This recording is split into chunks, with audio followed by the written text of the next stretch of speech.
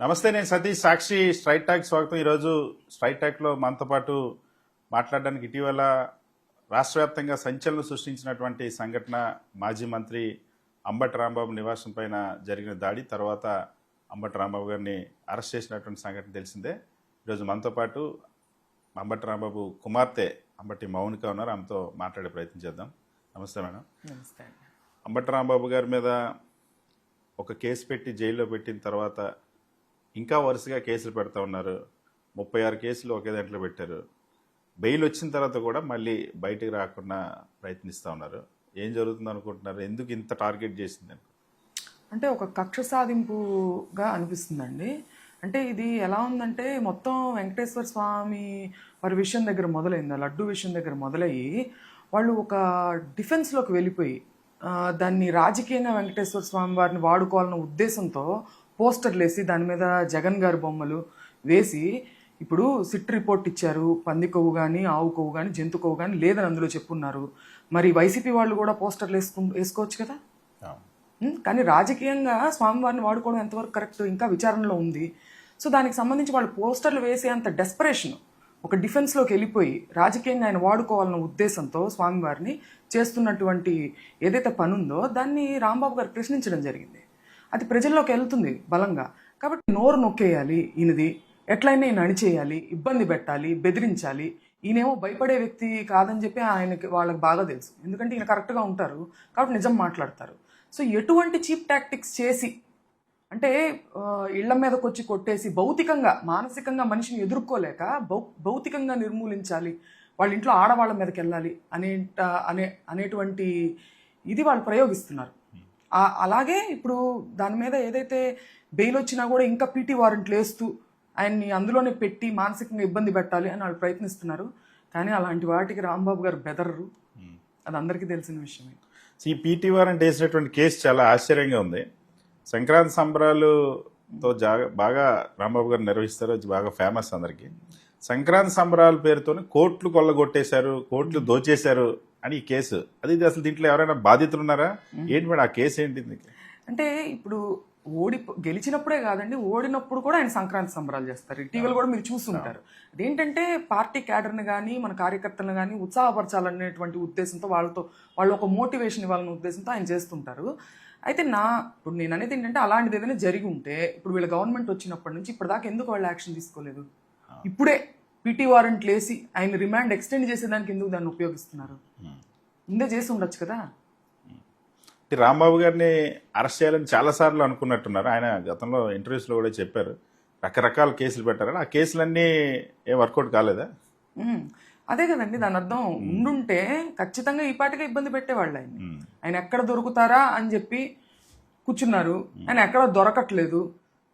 ఆయన మీదకి జనాన్ని ఉసిగొలిపి పంపించారు, వాళ్ళ కార్యకర్తలను కానీ పార్టీ శ్రేణులను కానీ. ఏంటి, వెంకటేశ్వర స్వామి వారిని పూజించుకొని తిరిగి వస్తున్నప్పుడు ఆయన మీద దాడి చేసే ప్రయత్నం. ఆయన ఏమి ప్రెస్ మీట్ పెట్టి ఎవరిని తప్పుగా మాట్లాడలేదండి. చంద్రబాబు నాయుడు గారు మాట్లాడున్నారు పబ్లిక్ మీటింగ్ లో, అనిత గారు మాట్లాడున్నారు, లేకపోతే బండారు సత్యనారాయణ గారు ఆయన మాట్లాడున్నారు. ప్రెస్ మీట్ లో మాట్లాడినవి ఇవి. ఆయన ఏం ప్రెస్ మీట్ లో మాట్లాడలా. ఆయన దారిని ఆయన వెళ్తుంటే ఆయన మీద మూకుమ్మడిగా జనం దాడి చేసినప్పుడు అవతల వచ్చిన వాళ్ళు ఏమి రామనామాలు మాట్లాడలేదండి. వాళ్ళు ఎంత గ్రాంధికంగా మాట్లాడారో ఆవిడ మీరు చూడొచ్చు, వందనాదేవి గారు. దానికి ఆయన ఒక రియాక్షన్ గా, it is just a reaction, human reaction గా ఆయన అలా స్పందించడం జరిగింది. కానీ వెంటనే వచ్చి కూడా క్షమాపణ చెప్పుకోవడం జరిగింది, నేను అలా అనుండాల్సింది కాదు అని.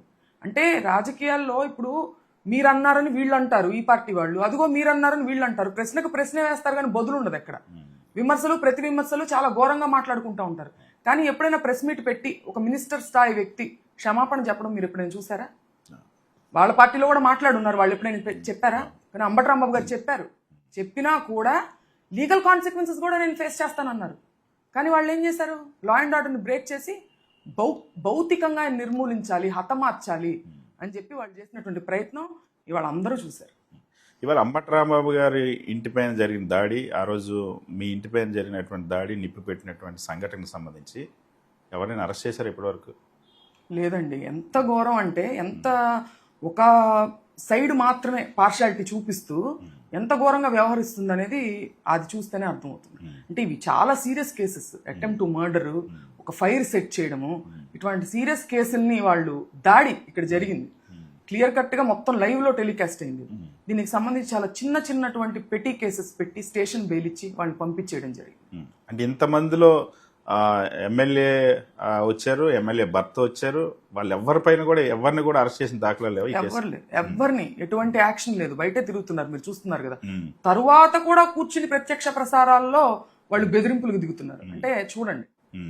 కానీ తెలుగుదేశం పార్టీ ఎమ్మెల్యే గల్లా మాధవిని, ఆయన హస్బెండ్ని ఒక హీరోలాగా చూపిస్తూ ఉన్నారు. దాడి చేయడం కరెక్టే అని సమర్థించుకుంటున్నటువంటి పరిస్థితి. అంటే వాళ్ళు ఎంత చేసినా మనకు ఒక ఆత్మవిమర్శ ఉండాలి. ప్రజా జీవితంలో ఉన్నప్పుడు, ఒక బాధ్యత కలిగినటువంటి శాసనసభ్యురాల్లాగా ఆవిడ ఉన్నప్పుడు ఆవిడ కొంచెం బాధ్యతగా ఆలోచించాల్సినటువంటి అవసరం ఉంది.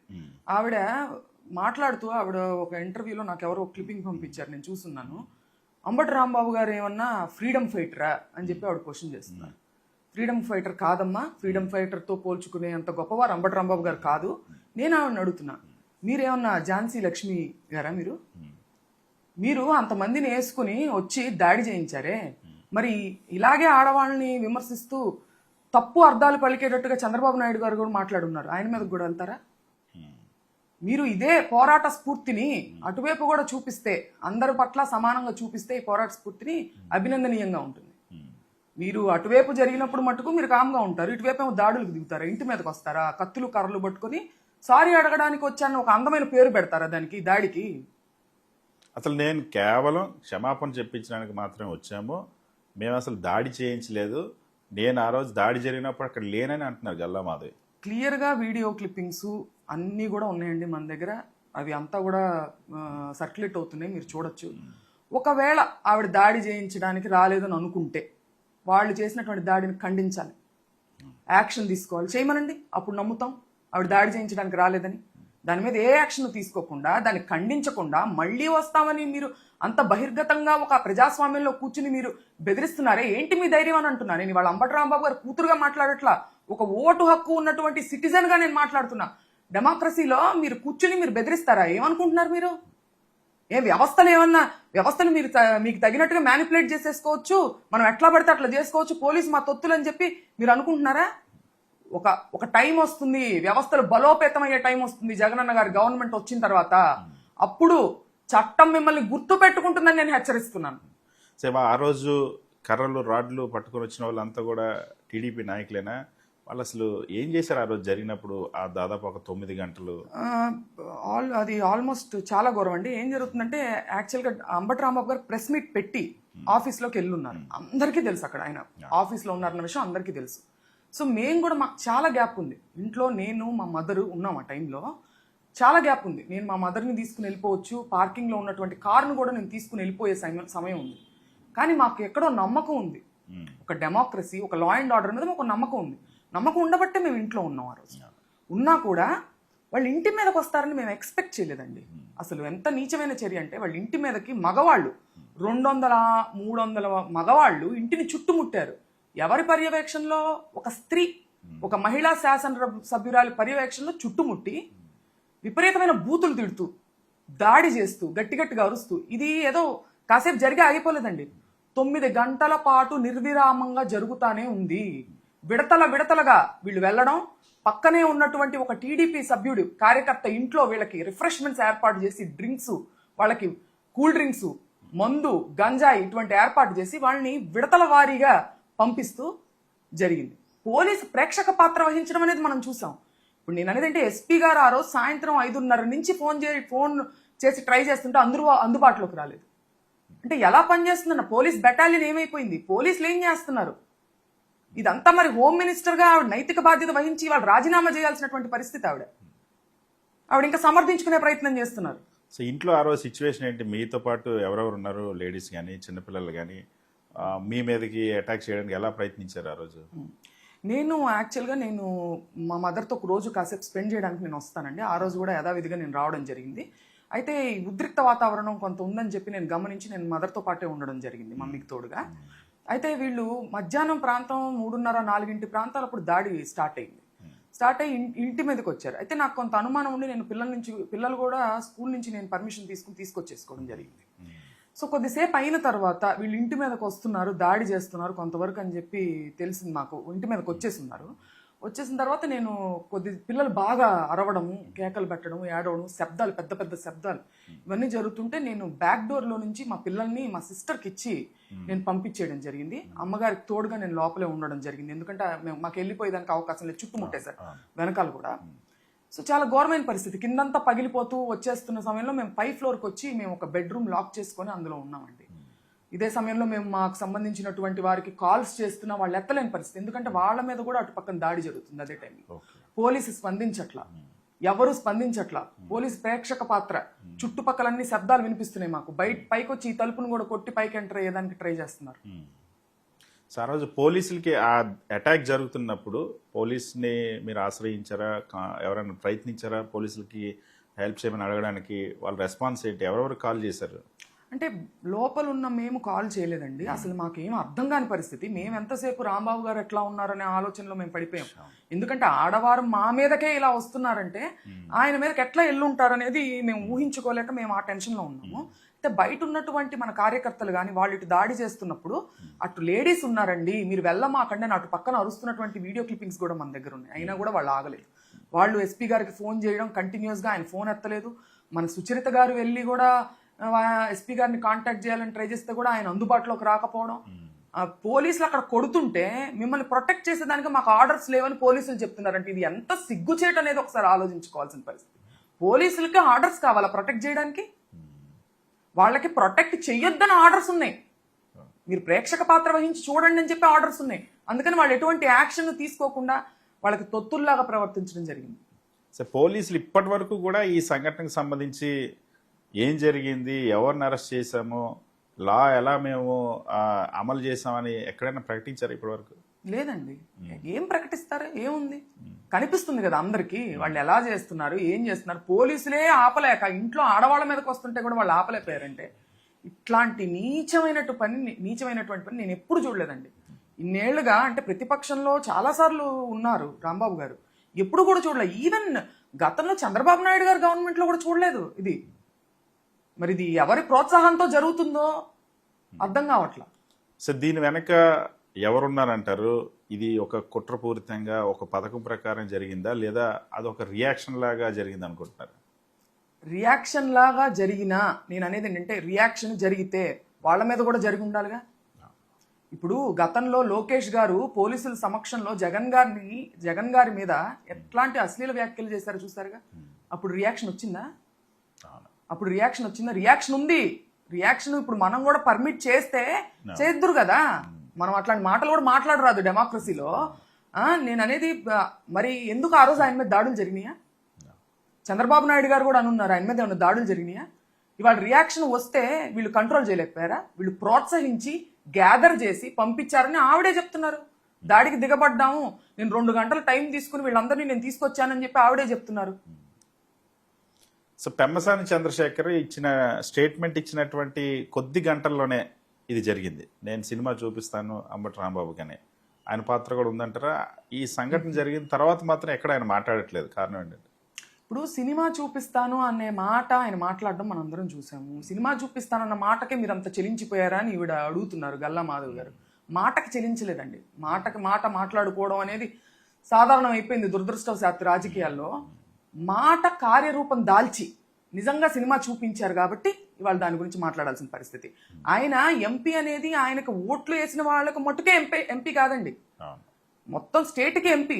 మా వాళ్ళు ఇక దీన్ని చూస్తా ఊరుకోరని ఆయన వ్యాఖ్యలు చేస్తున్నారు. మీ వాళ్ళు ఏంటి? ప్రజలందరూ మీ వాళ్ళు కాదా? అంటే మీరు ఒక పార్టీకి సంబంధించినటువంటి కార్యకర్త మాత్రమేనా? స్టేట్కి లేకపోతే ఎంపీ కాదా మీరు? టీడీపీ తరపున అందరి పట్ల సమానంగా ఉండాల్సిన అవసరం లేదా? సినిమా చూపిస్తానని మీరు ప్రకటించి దాన్ని కార్యరూపంలో పెట్టి ఆడవాళ్ళ మీదకి వస్తారా? ఖచ్చితంగా ఆయనే ఉండి నడిపించినట్టు కనిపిస్తుంది కదండి. ఈ మొత్తం కేసులో స్వయంగా ఎమ్మెల్యే భర్త వచ్చి దాడిలో పాల్గొన్నారు, ఎమ్మెల్యే వచ్చి దాడి దిగామన్నారు. వాళ్ళిద్దరిని కనీసం పోలీసులు విచారించడం కానీ నోటీస్ ఇవ్వడం ఏమీ లేదు.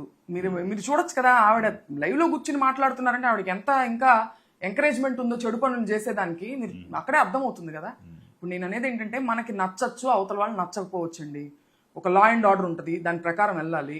ఇప్పుడు మీకు నచ్చకపోతే, ఇప్పుడు పెమ్మసాని గారు ఒక డాక్టరు, ఆయనకి నచ్చని వ్యక్తో, ఆయనకి నచ్చని మాటలు మాట్లాడిన వ్యక్తో వస్తారు ట్రీట్మెంట్కి. తప్పు ట్రీట్మెంట్ చేసి చంపేస్తారా? మీ డ్యూటీ మీరు చేయరా? మీకు నచ్చినా నచ్చకపోయినా మీరు ప్రజా జీవితంలో బాధ్యత కలిగినటువంటి స్థానాల్లో ఉన్నప్పుడు you have to do your duty irrespective of any emotions or feelings. Madhavi గారు, ఇప్పుడు కేవలం గుంటూరు మహిళ మాత్రం వచ్చింది, తర్వాత ఆంధ్ర మహిళ రాబోతుంది, ఇలాగే రిపీట్ అయితే అని చెప్తున్నారు మేడం. చేయమనండి, తప్పుల మీద తప్పులు చేయమని అంటున్నాము. ఇప్పుడు రాంబాబు గారు ఏదో తప్పుకు దొరికారు, ఆయన మీద ఉసిగొల్పి పంపించి ఆయన ఏదో ఒక చిన్న తప్పు మాట దొరికినందుకు ఈయన ఏదో దొరికారు అనుకుంటున్నారు. వీళ్ళు అంతకన్నా పెద్ద తప్పులు చేసి దొరికారు. ఇప్పుడు చట్టం గుర్తు పెట్టుకుంటుంది, ప్రజలు మర్చిపోరు. ఇది గుర్తు పెట్టుకోవాలి. మళ్ళీ వస్తారా ఏంటి మీ ధైర్యం? ఏంటన్నా రమ్మనండి, రమ్మంటే ఎదుర్కొంటాం. ప్రజాస్వామ్యంలో లా అండ్ ఆర్డర్ ఉంది కదా. ఇవాళ వీక్గా ఉండుండొచ్చు, రేపు బలోపేతం అవుతాయి కదా. శివాల ఈ దాడికి కారణం అంబటి రాంబాబు గారి నోటు దిరిసి మాత్రమే, ఆయన వ్యాఖ్యలు చేయడం వల్ల మాత్రమే జరిగింది. ఆయన వ్యాఖ్యలు చేయకపోతే ఆయన మీద అటాక్ జరిగేది కాదు, ఇంటి మీద అటాక్ జరిగేది కాదని తెలుగుదేశం పార్టీ చాలా స్ట్రాంగ్గా చెప్తుంది. ఆయన వ్యాఖ్యలు ఇప్పుడు ఎన్ని ప్రెస్ మీట్లు పెట్టుంటారో మీరు చూడొచ్చు. గతంలో ఎప్పుడైనా ఒక మాట దొర్లి మాట్లాడడం జరిగిందా ప్రెస్ మీట్ పెట్టి? ఎప్పుడు ఉండదు, మీరు వెతికినా దొరకదు. మీరు మూకుమ్మడిగా దాడి చేసి ఆయన మీద ఒక లైఫ్ ఆర్ డెత్ సిచ్యువేషన్ తీసుకొచ్చినప్పుడు మనిషి ఎట్లా ప్రవర్తిస్తారండి? అయినా కూడా అది ఆయన సమర్థించుకోలే, మళ్ళీ వచ్చి సారీ చెప్పడం జరిగింది.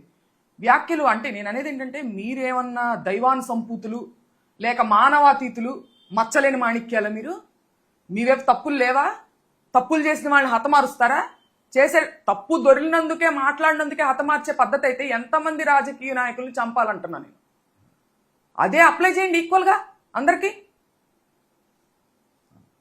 ఇవాళ సాక్షాత్తు శాసన మండలిలో హోంమంత్రి గారు అంటారు, అంబటి రాంబాబు ఒక మాజీ మంత్రి అయ్యి ఉండి ఇలా అంటూ రెచ్చగొట్టడం ఏంటి, ఆయన అలా ప్రవర్తించవచ్చా, పోలీసులకి మా కుక్క కూడా భయపడదన్నారు, ఇదన్నీ రెచ్చగొట్టడం కాదా, ఆయన అలా ప్రవర్తించవచ్చా అని హోంమంత్రి అనిత అంటున్నారు. ఆవిడ చాలా ఒక ఉపాధ్యాయురాలని నేను విన్నానండి. ఆవిడ ఒక అమ్మ అనే పదంలో నుంచి కూడా ఎంత బూతు అర్థం తీసి మాట్లాడారో అందరూ చూస్తుంటారు. ఇలా అన్నటువంటి దానిలో నుంచి ఆవిడ రాంగ్ మీనింగ్ తీయడంలో నేనేం ఆశ్చర్యపోవట్లేదు. ఎందుకంటే అమ్మ అనే పదానికి అంత వక్రభాష్యం పలికారు ఆవిడ. ఇందులో నుంచి రాంగ్ మీనింగే తీయడానికి ఆవిడ ట్రై చేస్తున్నారు. మరి గ్రంథాలయం చైర్మన్ గారు చేసినటువంటి వ్యాఖ్యలు ఆవిడ చూడలేదా? ఆవిడ తోటి మహిళా ఎమ్మెల్యే గల్లా మాధవి గారు కూర్చుని మాట్లాడి హెచ్చరిస్తూ రెచ్చగొట్టే వ్యాఖ్యలు ఏవైతే చేశారో అది ఆవిడ చూడలేదా? అంటే ఆవిడ కళ్ళు మూసుకోదలుచుకున్నారా, లేక చూసినా కూడా వాటిని ప్రస్తావించి ఖండించాల్సినటువంటి బాధ్యత లేదనుకుంటున్నారా? ఒక టీడీపీ కార్యకర్తగానే మీరు వ్యవహరించేటట్టయితే అలాగే ఉండండి. బాధ్యత కలిగినటువంటి పదవులు తీసుకోవడం ఎందుకు? సో హోంమంత్రి అనిత చాలా స్పష్టంగా ఒక క్లారిటీ అడుగుతూ ఉన్నారు. ఎవరైనా సరే అంబటి రాంబాబు తల్లిని దూషించినట్టు చూపిస్తే మేము వెంటనే యాక్షన్ తీసుకుంటాం అంటున్నారు. అసలు ఎవరు దూషించలేదా? అంటే పత్రికా స్టేట్మెంట్లు ఇవ్వడం కాకుండా కార్యరూపంలో ఆవిడ డ్యూటీని అమలు చేస్తే బాగుంటుంది. ఎలా సర్క్యులేట్ అవుతున్నాయో మీరు చూడొచ్చు. వాళ్ళ పార్టీ వాళ్లే కర్రలు రాడ్లు పట్టుకొని ఫోటోలు దిగి దాన్ని చాలా గొప్పగా వాళ్ళు సర్క్యులేట్ చేశారు సోషల్ మీడియాలో. ఆవిడ చేరలేదా? అంటే ఒక పక్కన మాత్రమే ఆవిడ చూడదలుచుకున్నారా? పంపిస్తాం, ఆవిడ పిఏ నెంబర్ ఏదైనా ఉంటే కూడా మేము పంపిస్తాము. ఎటువంటి యాక్షన్ తీసుకోబోతున్నారు అనేది కూడా ఆవిడ తెలియజేయాలి. ఏదో తర్వాత సైలెంట్ అయిపోవడం కాదు, ఒక స్టేట్మెంట్ ఇచ్చేసేసి తెలియజేయాల్సిన అవసరం ఉంది. ఇవాళ నారా లోకేష్ ఒక కామెంట్ చేశారు, ముఖ్యమంత్రి తల్లిని తిడితే ఊరుకోవాలా, ముఖ్యమంత్రి తల్లిని తిడితే మేము వదిలేయాలా, నేను ఎవరిని వదిలిపెట్టేది లేదు, ఏ తల్లిని తిట్టినా నేను వదలను అని చెప్పి లోకేష్ అంటారు.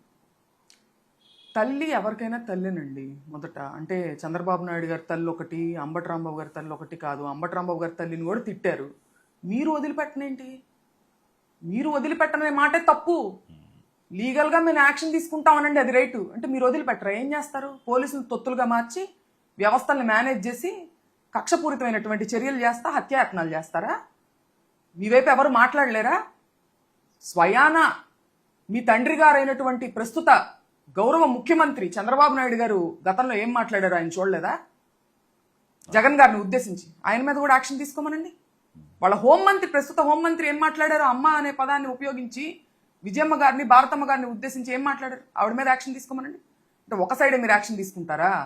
ఒక సైడ్ తీసుకోరా? మళ్ళీ ఏమో ఒక స్ఫూర్తిదాయకమైనటువంటి స్టేట్మెంట్లు ఇస్తారా? ఏదో ప్రెస్ కోసం, మీడియా కోసం. అమలుపరచండి. సో మీరు ఈ దాడి జరిగిన తర్వాత అంబటి రాంబాబు కుటుంబం, వైఎస్ఆర్ కాంగ్రెస్ పార్టీ కులం కార్డు వాడుతూ ఉన్నారు, కాపు కులాన్ని ఎందుకు తీసుకొస్తున్నారు, దీనికి ఏంటి సంబంధం అని చెప్పి తెలుగుదేశం పార్టీ కాపు లీడర్లు, మంత్రులు అందరూ మాట్లాడుతున్నారు. సో ఫస్ట్ ఇక్కడ నేను చెప్పదలుచుకుంది ఏంటంటే అండి, ఇప్పుడు కుల అభిమానం వేరు, కుల పిచ్చి వేరు. దీని మధ్యలో ఉన్నటువంటి వ్యత్యాసాన్ని అర్థం చేసుకునేటువంటి పరిపక్వత కానీ, మానసిక వికాసం కానీ వాళ్ళకి దేవుడు ప్రసాదించాలని ముందుగా కోరుకుంటూ, వాళ్ళు మా మీద దాడి చేసినప్పుడు, ఎవరైతే ఈ గూండాల రౌడీలు దాడి చేసినారో వాళ్ళు కాపు అని చెప్పి ప్రస్తావనతో పాటు బూతుల్ని దానికి జోడించి మమ్మల్ని తిట్టడం జరిగింది.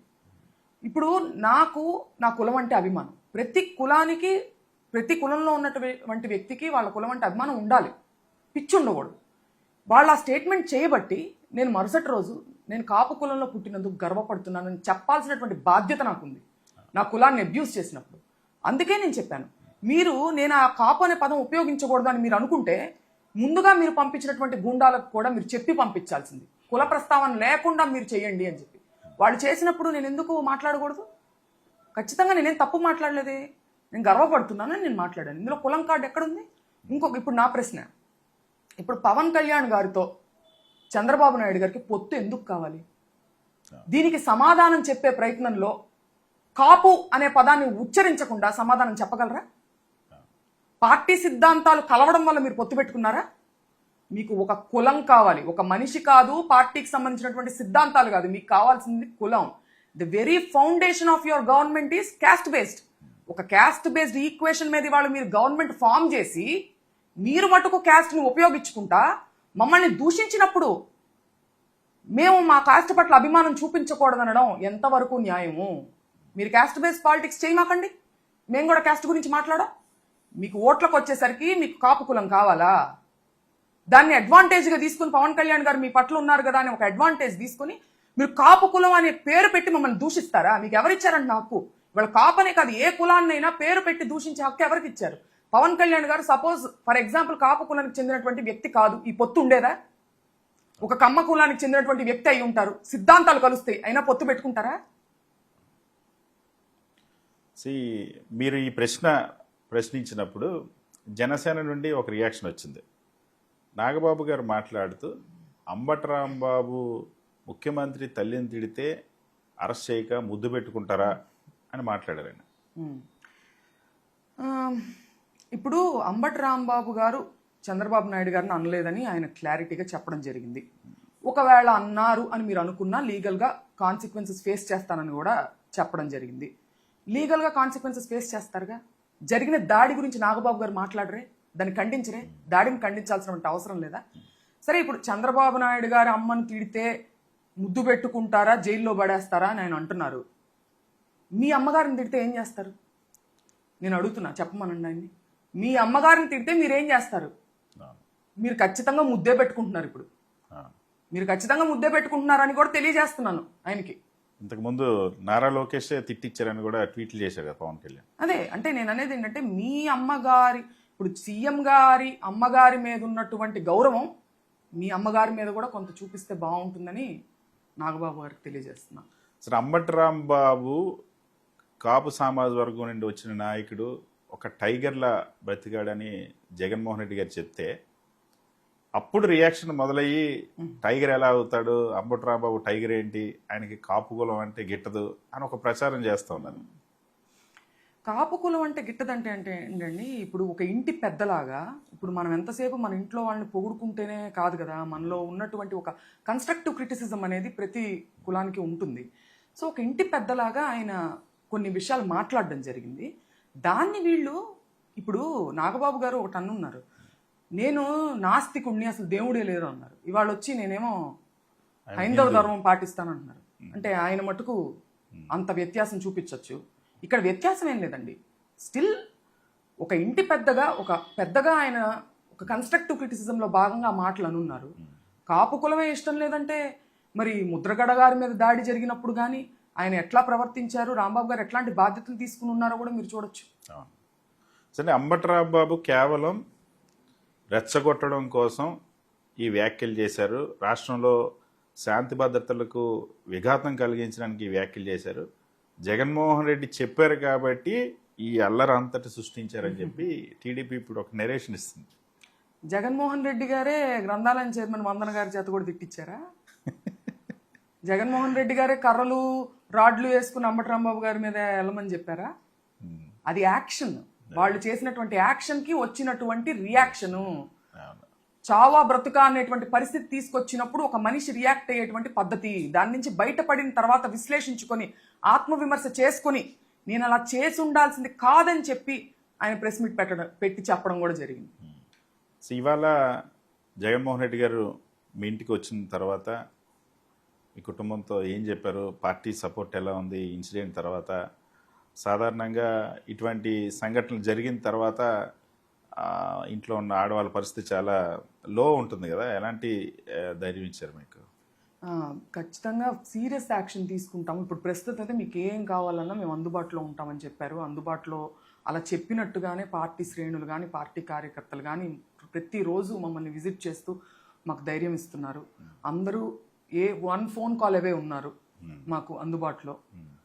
అట్లాగే మన గవర్నమెంట్ వచ్చిన తర్వాత ఖచ్చితంగా వ్యవస్థల్ని బలోపేతం చేసి తీవ్రమైనటువంటి యాక్షన్స్ ఎవరిని వదిలిపెట్టకుండా తీవ్రమైనటువంటి actions with in the frame work of law and order మనం చేస్తామని కూడా ఆయన మాట ఇవ్వడం జరిగిందండి.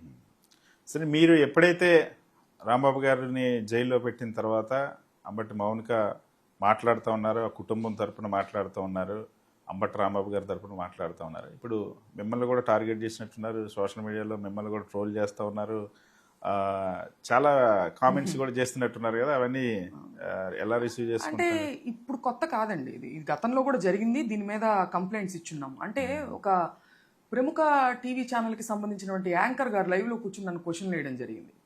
ఆయన ఏమన్నారంటే, మా పార్టీకి సంబంధించినటువంటి ఈ వ్యక్తుల మీద దాడి జరిగినప్పుడు కానీ మీరు మాట్లాడలేదు, ఇలా జరిగినప్పుడు కానీ మీరు మాట్లాడలేదు, ఇప్పుడు ఎందుకు వచ్చి మాట్లాడుతున్నారు అని అన్నారు. ఆయన తెలుసుకోవాల్సిన విషయం ఏంటంటే, మేము ఇంకా చాలా విషయాలకు మాట్లాడలేదు.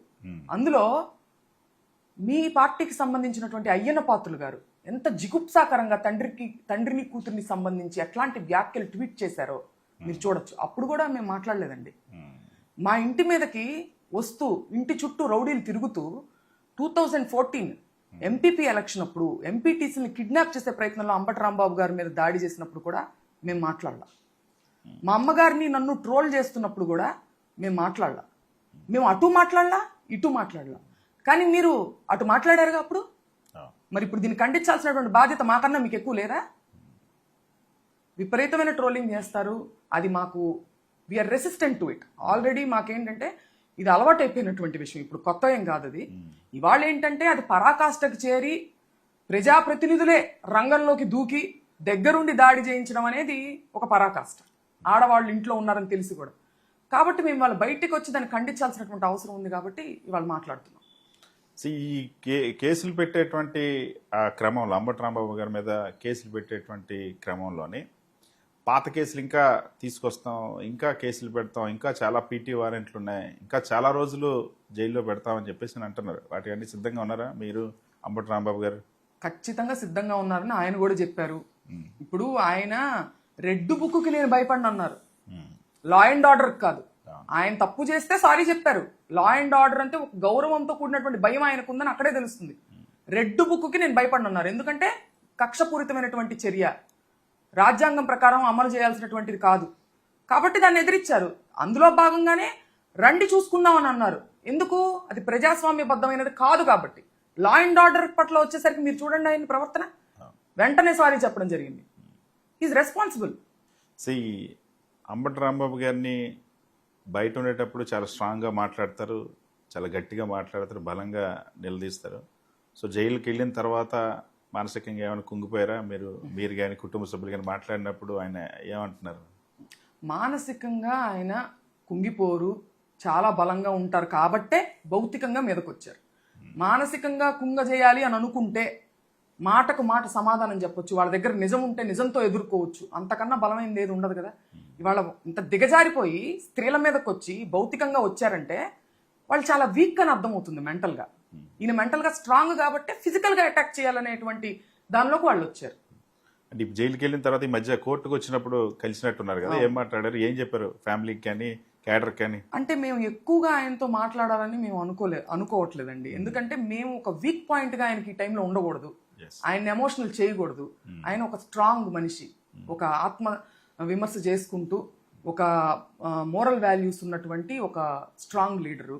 ఆయన ఒక ఛాలెంజింగ్ సిచ్యువేషన్స్ని ఫేస్ చేస్తున్నారు ఇప్పుడు. కాబట్టి ఈ టైంలో మనం వెళ్ళి ఆయన్ని ఎమోషనల్గా డిస్టర్బ్ చేసి ఆయనకు ఒక వీక్ పాయింట్ అవ్వకూడదన్న ఉద్దేశంతో మేము ఆయన ఎక్కువగా కదిలించట్లేదు. సో అంబటి రాంబాబు గారు ఏజ్ దృష్ట్యా కానీ లేదా ఇతర కారణాలతో బెయిల్ పెట్టుకోవచ్చు కదా, అటువంటి హెల్త్ రీజన్స్ అనో లేకపోతే, కానీ ఎందుకు ఓన్లీ డైరెక్ట్ లీగల్ ఫైటే చేస్తామని చెప్తా ఉన్నారు? అంటే ఇవాళ కొంతమంది విమర్శిస్తున్నారు. నేను ఆయన యాంటిసిపేటరీ బెయిల్కి కూడా వెళ్ళనని కూడా చెప్పున్నారు ఆ రోజు ప్రెస్ మీట్లో. ఖచ్చితంగా యాంటిసిపేటరీ బెయిల్కి నేను వెళ్ళను, లీగల్ కాన్సిక్వెన్సెస్ ఫేస్ చేస్తానంటున్నారు, క్లియర్గా చెప్తున్నారు కదా అక్కడ. సార్, అంబటి రాంబాబు గారి లైఫ్లో ఎప్పుడైనా గతంలో జైలుకి వెళ్ళినటువంటి సందర్భాలు ఉన్నాయా? ఇదే మొదటిసారా? నాకు తెలిసి అయితే ఎప్పుడు లేదండి. నేను పుట్టి నేను చూసినంతలో అయితే ఆయన జైలుకి వెళ్ళడం నేను ఎప్పుడు చూడలేదు. చాలా గొడవలు అవన్నీ ఫేస్ చేసి ఉంటారు, అవన్నీ నేను చిన్నప్పటి నుంచి కొంత విని చూసి ఉన్నాను, కానీ ఇది ఎప్పుడూ లేదు. అంబటి రాంబాబు గారి లైఫ్ పొలిటికల్ జర్నీ చూస్తే ఇద్దరు వ్యక్తులు ఉంటారు. ఒకటి రాజశేఖర రెడ్డి గారు, ఇంకొకటి జగన్మోహన్ రెడ్డి గారు. మీరు చాలా కాలం నుంచి చిన్నప్పటి నుంచి చూస్తుంటారు కదా, ఏం చెప్తారు మేడం వీళ్ళిద్దరి కోసం? ఎందుకు ఇంత అటాచ్డ్గా ఇంత స్ట్రాంగ్గా వాళ్ళకి నిలబడతారు అంబటి రాంబాబు గారు? అంటే రాజశేఖర రెడ్డి గారి మీద ఉన్నటువంటి అభిమానం అండి. ఆయనకి ఒక అటాచ్మెంట్ ఏర్పడింది, ఒక ఆ మనిషిని అభిమానించడం, ఆయన కింద ఒక ఫాలోవర్గా ఉండడం, అదంతా ఆయన ఒక విపరీతమైనటువంటి ఒక అటాచ్మెంట్లోకి వెళ్ళిపోయారు. ఆయన్నే అభిమానిస్తూ ఆయనతోనే జర్నీ కొనసాగిస్తూ. చిన్నప్పటి నుంచి మేము వినేది రాజశేఖర రెడ్డి గారు, రాజశేఖర రెడ్డి గారు, రాజశేఖర రెడ్డి గారు, ఇదే ఎక్కువ వినిపిస్తుండే. తర్వాత ఇప్పుడు జగన్ గారు. అంటే ఒక సందర్భంలో ఆయన చెప్పడం నేను విన్నాను, ఉంటే రాజశేఖర రెడ్డి గారి వెంట జగన్ గారి వెంట ఉండాలి, లేదంటే రాజకీయాలు వదిలేసి ఇంట్లో ఉండాలి. ఇదే ఆయన ఫస్ట్ నుంచి ఫాలో అయ్యేదే, అదే ఫాలో అవుతా వచ్చారు. రాజశేఖర రెడ్డి గారి ఫాలోవర్గా అంబటి రాంబాబు, అదేవిధంగా జగన్మోహన్ రెడ్డి గారి ఫాలోవర్గా అంబటి రాంబాబు ఉన్నప్పుడు చాలా సందర్భాల్లో అతన్ని టార్గెట్ అవుతా ఉన్నారు.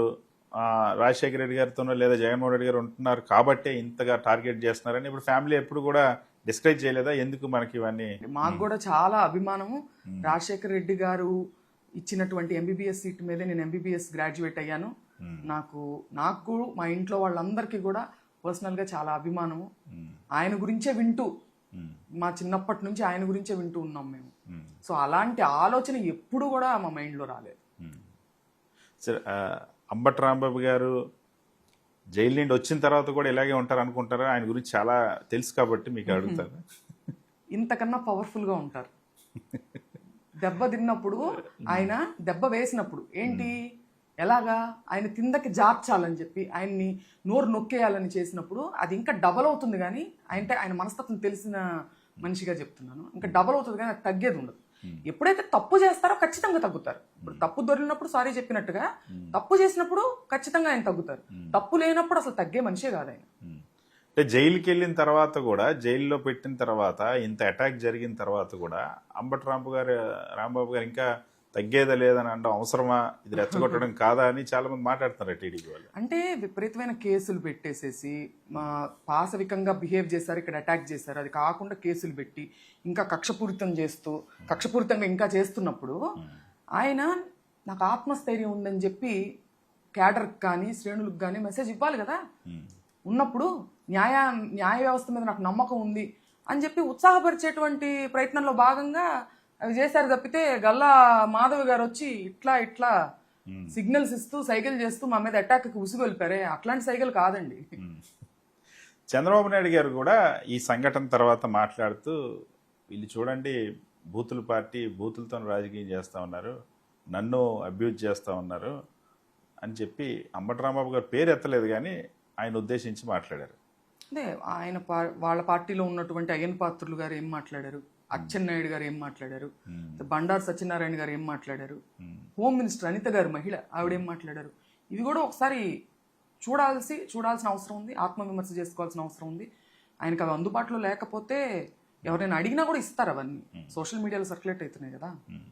సో ఇప్పటికీ మీరు ఇచ్చినటువంటి కంప్లైంట్ మీద మాత్రం ఎటువంటి యాక్షన్ కనపడట్లేదు.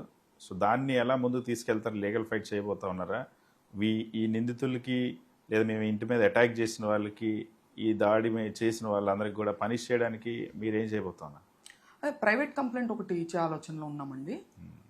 ఖచ్చితంగా కొంత డిలే అవ్వచ్చు, ఇలా వ్యవస్థలు ఇట్లా ఉన్నప్పుడు వీళ్ళు ఇలా మేనేజ్ చేస్తున్నప్పుడు కొంత డిలే అవ్వచ్చు. పేషెంట్గా ఉండి రావాల్సిన రోజున చట్టాలు వ్యవస్థలు బలోపేతం చేసిన రోజున ఖచ్చితంగా చట్టరీత్యా వాళ్ళ మీద యాక్షన్ తీసుకోవడం జరుగుతుంది. సో సేమ్ మీ ఇంటి మీద జరిగినటువంటి దాడి ఇక్కడ ఎలా అయితే నిప్పి పెట్టారో 24 గంటలు తిరక్కముందే జోగి రమేష్ ఇంటి పైన కూడా మాజీ మంత్రి ఆయన ఇంటి మీద కూడా జరిగింది.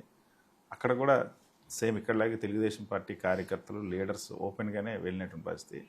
ఎందుకు చేశారంటారు? ఇదంతా కూడా ఇంత అన్రెస్ట్ క్రియేట్ అయ్యింది కదా, దేనికోసం చేశారంటారు? అదే తిరుపతి లడ్డు విషయంలో వాళ్ళకు ఉన్నటువంటి ఫ్రస్ట్రేషన్, దాన్ని డైవర్ట్ చేసేదానికి, ఎవరైతే వాయిస్ ఉండి మాట్లాడుతున్నారో వాళ్ళ వాయిస్ని సప్రెస్ చేసేదానికి ఏంటంటే, ఆబ్వియస్గా జనరల్గా హ్యూమన్ నేచర్ ఎట్లా ఉంటుందంటే, ఇంట్లో ఆడవాళ్ళ మీదకి వెళ్ళినప్పుడు ఇట్లాంటివి జనరల్గా భయపడి తగ్గుతారు కదా.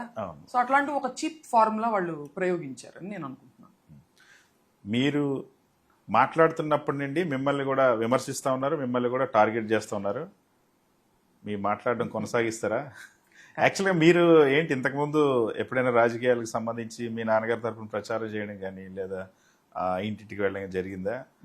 మీ నాన్నగారు వారసత్వం వచ్చింది మీకు వాయిస్లో అని చెప్పి బయట అంతా మాట్లాడుకుంటున్నారు, ఎలా వచ్చింది ఇది? అంటే నేను ఎప్పుడూ ప్రత్యక్ష రాజకీయాల్లో లేనండి. డాడీ ఎప్పుడైనా కంపీట్ చేస్తున్నప్పుడు ఎలక్షన్ టైంలో అందరి ఫ్యామిలీ మెంబర్స్ లాగా నేను కూడా వెళ్ళి క్యాంపెయిన్ చేయడం జరిగింది. ఇక టార్గెట్ చేయడం అంటారా, చేసుకోవచ్చు, ఏముంది. మనం మెంటల్గా స్ట్రాంగ్గా ఉన్నాము, మనం మోరల్గా కరెక్ట్గా ఉన్నాము, మనం ఏ తప్పులు చేయలేదు అనేటువంటి బలం మనకు ఉన్నప్పుడు మానసికంగా వాళ్ళు ఎన్ని చేసినా అవి పట్టించుకోవాల్సిన అవసరం లేదు.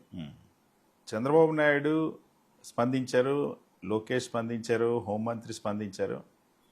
ఎవరు స్పందించినా మీ ఇంటి మీద దాడి చేసిన వాళ్ళు మాత్రం పనిష్ చేస్తామని ఎవరు కూడా చెప్పట్లేదు. కారణం ఏంటంటే అదే వాళ్ళ తల్లి, వాళ్ళ పార్టీలో ఉన్న వాళ్ళే మహిళలు, ఇతర పార్టీలో ఉన్న వాళ్ళు కాదు అనేటువంటి ఒక వివక్ష చూపిస్తూ ఏంటంటే వాళ్ళ దగ్గరకు వచ్చేసరికి మటుకు వాళ్ళు సివియర్ యాక్షన్ తీసుకుంటారంటే ఏంటి, లీగల్గా కాదు, ఇట్లా ఇళ్ల మీదకి వచ్చేసి దాడులు చేస్తారంటే ఇంట్లో ఉన్న మేము ఆడవాళ్ళం కాదా, మా మీద చేయొచ్చునా?